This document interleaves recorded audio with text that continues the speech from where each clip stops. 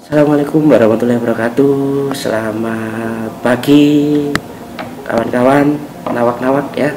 Kembali lagi dengan saya Indung Susilo di channel saya ya, channel Indung Susilo. Di sini saya akan membicarakan tentang yang lagi viral ya, lagi viral sekarang, yaitu virus corona ya. Nanti kita kupas tentang apa sih yang harus kita lakukan untuk preventif ya. Kebetulan saya juga para medis ya, saya juga perawat, sehingga wajib juga saya menjelaskan kepada nawak-nawak semua atau kawan-kawan semua yang di seluruh Indonesia.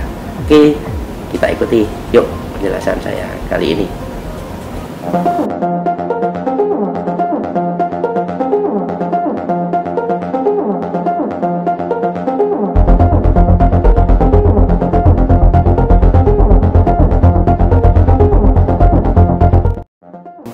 Yang lagi viral ya, virus corona atau kita sebut dengan COVID-19.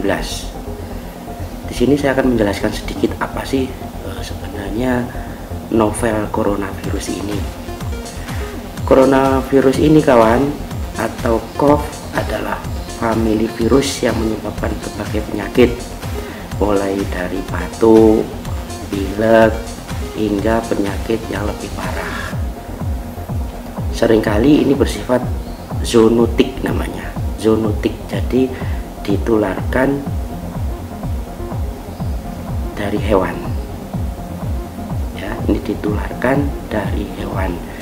Ini kalau yang dulu itu ada MERS namanya ya, MERS ini Middle East Respiratory atau MERS. Jadi ini masih turunan ke-7 kalau tidak salah ya. Ini turunan dari penyakit sebelumnya, virus sebelumnya itu turunan ke-7. Bagaimana ini virus ini bisa menularkan? Itu melewati droplet. Droplet itu adalah percikan. Misalkan kita saat meludah, kemudian batuk, bersin, ini kan mengeluarkan percikan-percikan ludah kita. Jadi ini namanya droplet.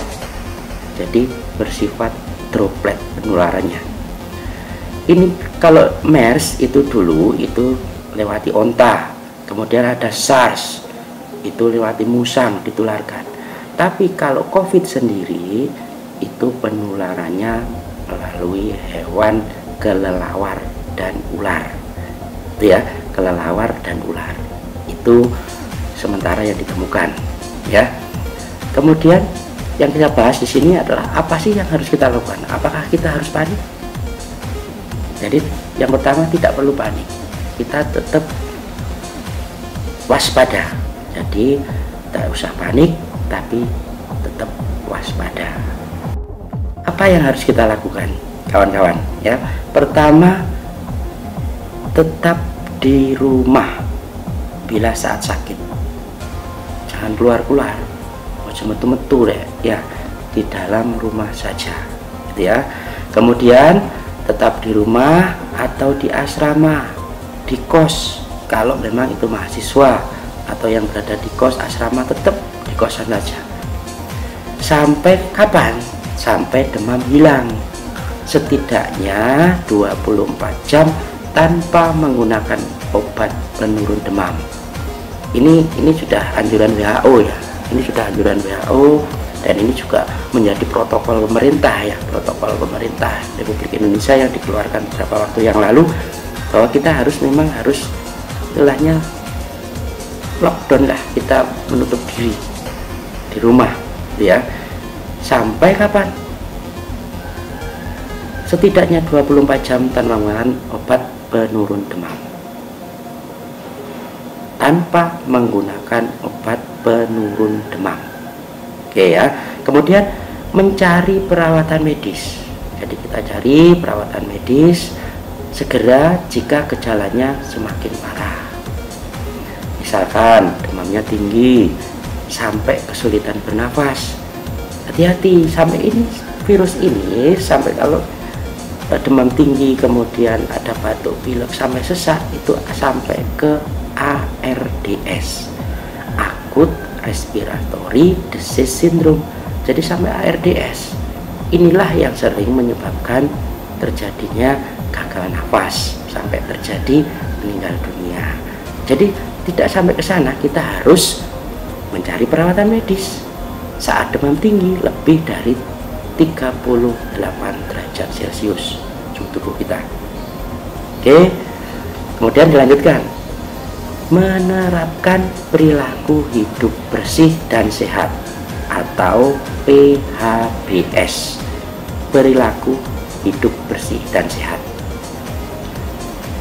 Ini seperti cuci tangan dengan benar, dengan sabun antiseptik. Ingat, dengan sabun antiseptik ya, kurang lebih cuci tangan 40-60 detik. Kemudian atau memakai hand scrub, hand sanitizer, itu 20-30 detik.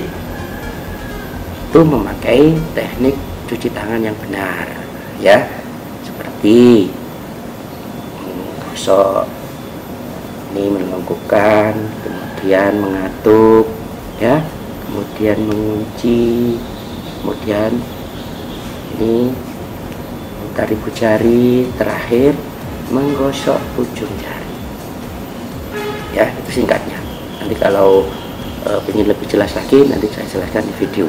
Siapa mau sehat cuci tangan, lakukan dua tangan bergantian, mengatuk dan mengunci, lalu putar ibu jari, terakhir gosok-gosok ujung jari. Kemudian gunakan masker jika sakit demam, batuk, pilek. Oke, saya ambil masker contoh. Untuk masker, kita cara menggunakan masker juga yang benar ya. Ada warna yang hijau sama yang putih. Ini kalau kita memang sakit, itu dianjurkan warna yang hijau. Jadi ditalikan juga yang benar, jangan dicantol. Ini juga salah nanti. Jadi cara pemakaian yang benar. Ini contohnya ya. Oke. Seperti ini. Contoh pemakaian masker yang benar. Kalau orang ya, jangan hanya dicantol ini toh, atau biasanya ini salah. Digunakan yang masker yang benar bila sakit batuk dan pilek ya kan. Kemudian apa yang dilakukan kembali? Etika batuk dan bersin yang benar dengan menutup mulut menggunakan tisu atau bagian dalam siku. Jadi bisa menggunakan tisu atau menggunakan bagian dalam siku. Contohnya seperti ini. Ya, itu etika batuk dan bersin yang benar. Oke, selanjutnya tadi saya sudah menjelaskan tentang cuci tangan, kemudian head scrub ya, cuci tangan antiseptik 4-60 detik, hand scrubbing 20-30 detik ya. Kemudian saat kasat mata tangan terlihat kotor, cuci tangan, atau setelah buang air besar, buang air kecil, cuci tangan lagi. Setelah batuk dan bersin, cuci tangan lagi. Setelah kontak dengan orang yang sakit, kemudian sebelum, saat, dan setelah menyiapkan makan, itu juga cuci tangan. Kemudian sebelum makan juga cuci tangan. Kemudian setelah menggunakan toilet, kemudian setelah bersentuhan dengan hewan atau membersihkan kotoran hewan, harus cuci tangan. Kemudian kita selalu menjaga kebersihan lingkungan kita, kamar kita, lingkungan kita. Misalkan ada musola, lakukan vakum, kemudian semprot disinfektan, alkohol, semprot semua itu ya. Itu untuk menjaga kebersihan di lingkungan kita. Kemudian selama kegiatan ada pembatasan lockdown selama 14 hari. Jadi dibatasi kegiatan kita, seperti tidak bepergian keluar kota dari wilayah satu ke wilayah yang lain atau ke luar negeri, itu dibatasi dulu. Sekarang misalkan bagaimana kalau terjadi kegawatan, apa yang kita lakukan? Kita bisa telepon ya ke rumah sakit terdekat, atau sekarang kita juga ada line untuk di hotline Kemenkes 02152104111 atau 08121212319, atau juga menghubungi Public Safety Center di Play Store dengan emergency button. Misalkan di kabupaten mana ya, itu ada, itu bisa menekan emergency button, kotanya mana, kabupaten, PSC 119. Nanti call center akan mengarahkan, memandu kita ya. Itu kalau memang terjadi suatu bencana atau istilahnya banyak wabah, atau terjadi suatu tempat ada sampai terjadi masih diduga ya ini COVID, sampai terjadi sesak atau akut respiratory disease syndrome tadi atau ARDCS.